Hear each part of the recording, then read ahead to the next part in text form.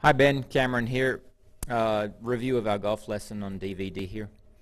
What we talked about is that the shoulders turn flat. This image that I've got right up now is the before. This is what we started with. So the shoulders turn flat, you get too long with the club and trapped with your arms as your elbows start to separate.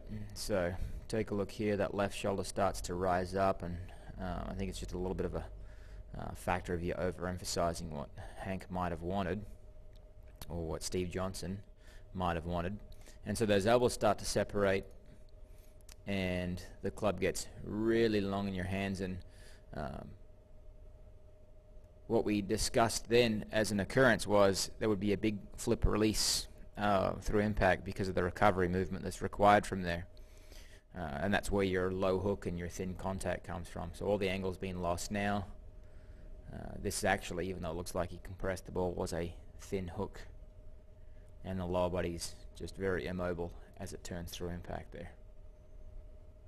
In terms of a plane perspective on the downswing, it's actually not bad in to out to produce a draw, but because it once again gets so long and separated, trapped with those elbows, all that throwing, scooping motion, limb dominant swing is what results. So let's get to the solution. And we've got here, there's the ball between your arms. So the drill we were doing was ball between our arms, left shoulder working down, rehearse it to the top. So we'll go to the target line view. Okay, and then I'll bring up the difference. Okay, before on the left, new on the right. Elbows separate at the same point. Elbows together, ball drops. And so see how when you're transitioning here, those elbows are much closer together, out in front of your body, which will show on the frontal plane view. And it doesn't go nearly as long.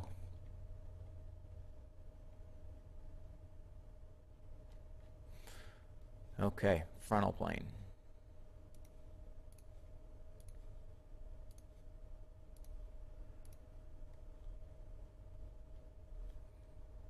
Okay, so there's the difference in the transition points. Hands, elbows out in front of the body, still well connected to the body, and therefore, as we're starting into impact, you'll see less of a throw movement. There's impact. So formally, you're at impact when your hands are right at this point where the club is now. Now the impact's occurring a little bit further forward. See the hands adjacent to the zipper versus behind the zipper there. And that lowers the trajectory, improves the solidness of the contact, and will limit the flip. As you can see, the closed club face flip. As you can see, the club face is closed in that image, and it's actually open a touch in that one. So this ball flight, I think it was a starting right draw from memory. Yep, that's in the notes. And it just solid draw from that point. Okay? So in the long run, we need to get more mobile in the lower body through this section. We need to get that knee working in. But for right now, all we're concerned about, our number one priority is the connection maintained here, left shoulder working down, and then delaying that impact right there. Okay? Any questions? Give me a call. I will leave this in your locker. Bye.